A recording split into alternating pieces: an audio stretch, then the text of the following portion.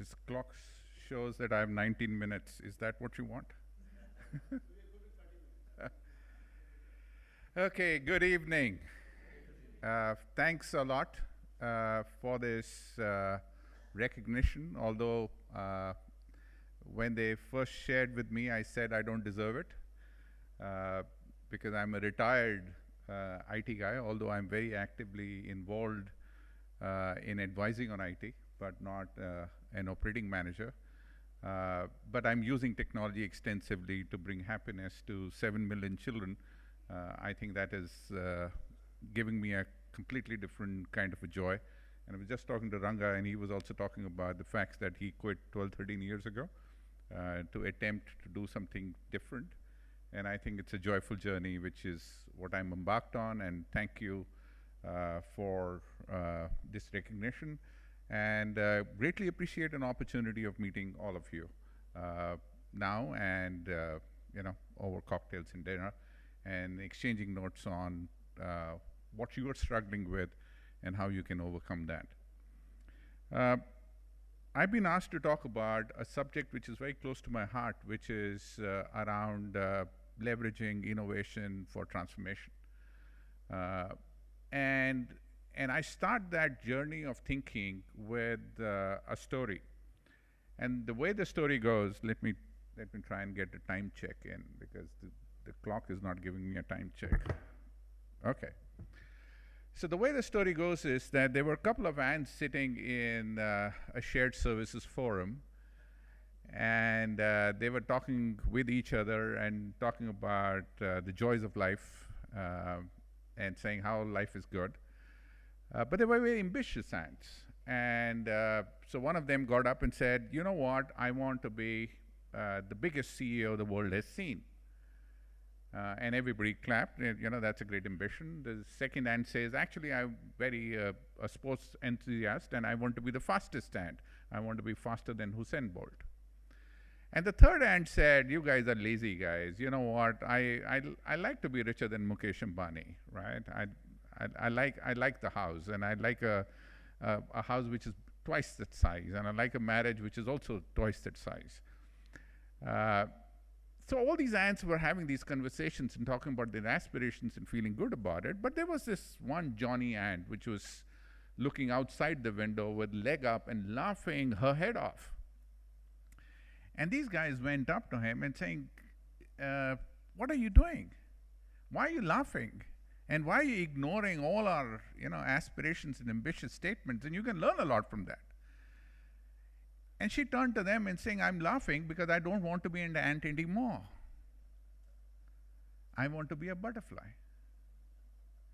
And the day a person recognizes that there are 6 billion ants in the world, and being one more ant will not help you or the world, is the day a butterfly is born. Transform, as the word says, is to change the form of something permanently. It's not incremental in nature. It is changing the form of something permanently.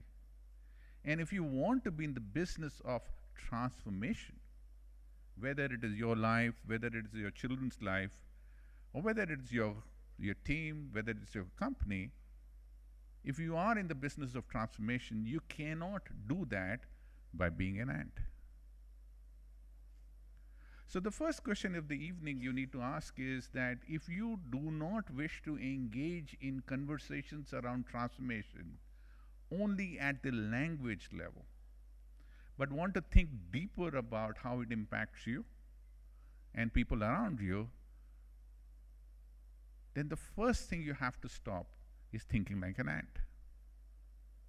So let's start this journey of trying to think about how we can be transformers ourselves, how we can be butterflies in our own respective life. And I always believe that butterflies and ants are not about successes and failures, but it is better to attempt something and fail rather than attempt something which everybody else has done before. So let's try with a theoretical framework first, because you come from shared services, you always like a framework, and we heard a few frameworks before. So I will give you a definitional framework, and then we will walk into this journey of what potentially could get you there. The definitional framework is the definition of a high performance team or a high performance individual, or a high impact team and a high impact individual. A high performance or a high impact individual or a team is one which does stuff which others consider impossible. So if you are in the business of doing stuff which others consider impossible, then you are a high performance team or a high impact individual. Now, the only way you can do the impossible, or what others consider impossible, is by spending significant time attempting it. And therefore, it is very important for us to now dig into what is impossible. And if you understand that definition of impossible, and understand that if you are attempting the impossible long enough, hard enough, you would have an opportunity to be a high impact individual or a team, and hence a butterfly. The definition of impossible comes from a magician. When a magician does a trick in front of you, he cuts a girl into half, flies her off, or throws sand on you and vanishes, or brings in a helicopter on the stage, you call it impossible. The reason you call the magic trick impossible is because it is outside your boundaries of logic and reason. But it is within the boundaries of logic and reason of the magician. So the trick of the impossible is to try and make more and more things within your boundaries of logic and reason by stretching those boundaries of logic and reason. If you keep yourself, your thought, your actions, your aspirations, within the boundaries of logic and reason, there is no way impossible will happen, and there is no way transformation will happen.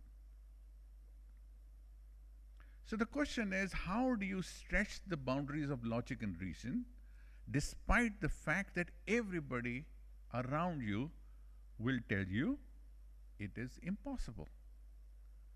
How do you learn the art of turning around to those sets of people and saying, that is exactly why I'm doing it, because it is impossible? And how do you increase your chances of success in trying to make that possible? I come down to 5 ideas. And none of these are short ideas, but I think if you think about these ideas, maybe it will trigger some thought in your mind for you to transform yourself as you walk away from this meeting tonight. And think about issues with what I call a different tangent. The first originates from a story of my childhood. I was about 7 years old. My father was an employee of National Environment Research Institute in Nagpur, and we got transferred. He got a job in the university in Pantnagar, which is in the foothills of Himalayas. And we were on a train journey from Nagpur to Pantnagar. And the train stopped at Ratlam station. We were on a second class or third class compartment at that particular time. And it was pretty hot. And I somehow was awake. I was in the topmost berth of the train. Because there is where we were 3 brothers, so your mother and father will throw you up so that you are safe. So I decided to get down, not only from my berth, but from the train. So I was at the station, and it was a fascinating view. It was really fascinating, and the reason is that the stations have always attracted me. My grandfather was, selling cigarettes on the station, and therefore he would take me whenever I go on a holiday to his place. He'll take me to the stations. Always, railway stations have fascinated me because it's a humanity coming together in a form and shape which you don't see anywhere else. So while I was fascinated with what was happening, the train started moving. And when I looked back and the train was moving, I was pretty confident that I would be able to catch it because I was cocky, I was confident, and as you would know, nothing has changed. So the moment the train started moving, I started running behind the train, pretty confident I'll catch it. I caught hold of the pole and pulled myself up, only to realize that when you have running feet and you are a 7-year-old, you don't have the strength in the arm to pull yourself up on the train. So I fell. That is the first time I experienced what I call doubt. Till that time, I didn't have any doubt about anything in my life. But I got up and I decided to run after the train once again. This time, I pushed myself harder, pulled myself harder, and fell harder. And this is the first time a new word came to my head: fear. But I got up, I ran again, pushed harder, pulled harder, fell harder. Panic. This is the time I had a choice to make. Now it was very clear that the train was running faster than I could run. It was clear that there is no way I could pull myself on the train. And therefore I had a choice to stand and cry for help or to run after that impossible train which I had no chance to catch. I don't know what came to my mind, but I decided to run after the train. So I started running again.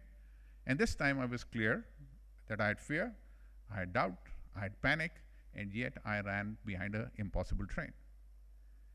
And from the corner of my eyes, I saw this lady who was selling vegetable vendor. She was selling kakadis. She ran, caught hold of my knicker, and threw me in the guard compartment. And that was the last compartment, and she threw me there. And sheepishly, I joined my parents, and I don't know what life would be if I had not joined them. But the learning from that moment were two big moments for me. Number one is that if you are not chasing impossible trains in life and taking chances which appear to be impossible, unreasonable, irrational, nobody will throw you on a train you don't belong. But if you are chasing, if you're in the business of chasing impossible trains, then there are some trains somebody will throw you which you don't belong. And therefore, the first principles of doing the impossible or transforming your life, your teams, your company is take chances. And if you take enough chances, I truly believe there is a possibility of the impossible happen. And actually, that story of the train, we'll come back to Sampark Foundation in a bit, is when Sampark Foundation was also born. That we actually at Sampark Foundation are doing exactly that. Are in the business of trying to throw people on trains, on the education train, on the life train, where people have given up. They don't think they belong. So the first principle was to try and take chances. The second is complete irrationality of expectation. If you are rational, if you can have expectations which can be computed on an Excel sheet, then forget being a butterfly, forget transformation. There has to be a complete irrationality of expectations from yourself first. There is nothing rational about it. I was in a small town. When my father died pretty early, we had only 312 rupees in our bank account. We were 3 brothers. I was still in school. And there was a huge irrationality in the expectation which my mother had from the family, and slowly that seeped into us, and saying we will not only survive, but we as a family will do extremely well. There was never a doubt in our mind. And there was never a doubt in my mind. I did not know what I would do, but I did know that whatever I would do, it would be good. And therefore, that irrationality of expectation is it's not ambition. I'm not a big fan of ambition because I don't understand what ambition is. Ambition is a statement of intent, and intent is not good enough. I believe that you will always underperform your aspiration. So what is your aspiration? If your aspiration is not irrational, if I had not inspired, if you know, so I joined HCL in 1985. I got fired in 3 months' time, and then I I had a irrational dream of starting my own company, which grew to multi-billion dollars. I had an irrational dream of transforming HCL, and we did that. We took it from $1.4 billion market cap to about $20 billion market cap today. I had an irrationality of expectation of the fact that we can transform learning outcomes for rural children in 76,000 schools for 7 million children. All these are irrational. Only if you have irrational expectations from yourself, from your team, from your purpose, from your goal, you have a chance to succeed. So the second mantra for success, if you want to be in transformation, is to have irrationality of expectation. The third is, the whole word called imperfection.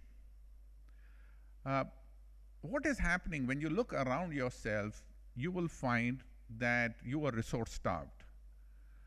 You don't have the right set of people, you don't have the right amount of money, you're not in the right market, you don't have the right products, you don't have the right mandate from the board, and therefore, what I call it as an imperfect environment. And one of the things which many people realize who are transformers is the reason they are born and the reason they are transformers is because they thrive in imperfect worlds. If everything was perfect, why would you succeed? So a diamond cutter gets excited with rough diamond, not with polished diamond. A potter gets excited with rough clay, not with a made-up pot. And therefore, if you truly wish to transform your life, somebody else's life, business, profits, wherever you see imperfection, you should feel excited because there are very few people who can navigate through imperfection. And therefore, the art of getting excited about imperfection, the art of converting imperfection environment into positive actions of trying to make some sense out of that imperfection is the unique art of being a butterfly, is the unique art of being a transformer. The ants, when they see a wall in front of them, will turn right. A butterfly, when they see a wall in front of them, will say, this is the reason I was born. And therefore, will attempt to fly over the wall. How many professionals try and understand it? And the day you stop complaining about situations around you, the day you stop complaining about environment, resources, people, lack of it, attitudes, board approvals, environment, politics, and the sharper you focus your attention, imagine a plumber walking into a house to try and fix a leak where there is no leak. The plumber will be without a job. So the plumber is in the business of getting into houses which are full of leaks. And if you want to be a plumber in life, you have to learn the art of getting excited about houses with leaks. And the day you spot houses with leak, you should say, wow, now I know why I was born. So that's a third mantra. Take chances, irrationality of expectation, and try and get excited about imperfections. The fourth is a very interesting aspect is that the manufacturing age was all about managing.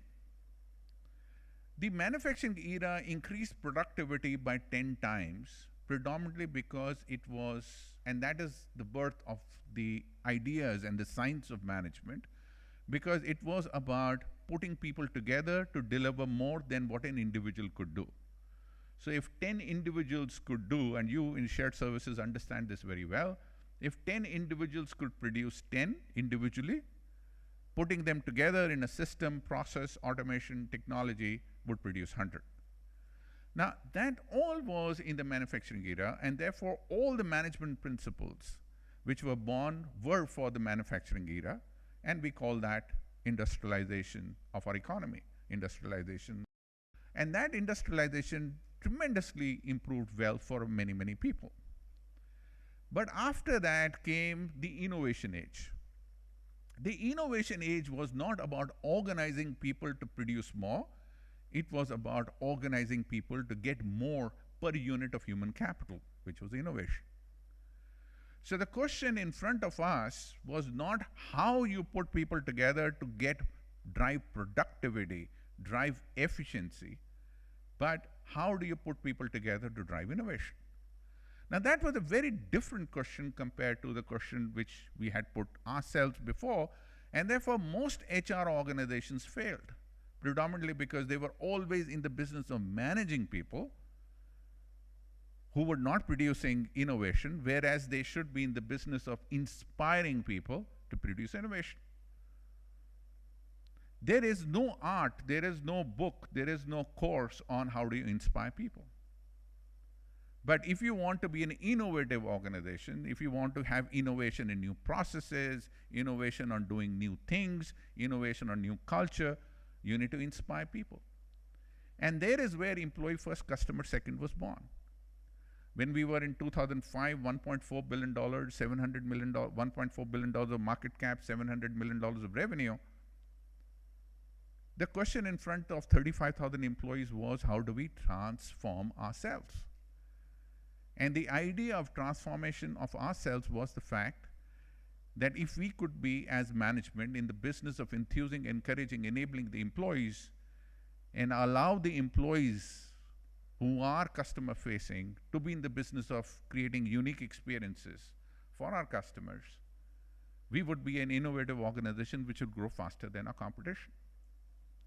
So our journey from $700 million to $6 billion in the peak of recession, $1.4 billion of market cap to $20 billion market cap, was fulcrumed around a single idea. And that idea is, can you inspire 100,000 employees, which is where we ended, by inverting the organization pyramid and making the management accountable to the employees. So my appraisal for the 8 years I was in HCL Technology was done by 100,000 employees, and the results were published on the web for all to see.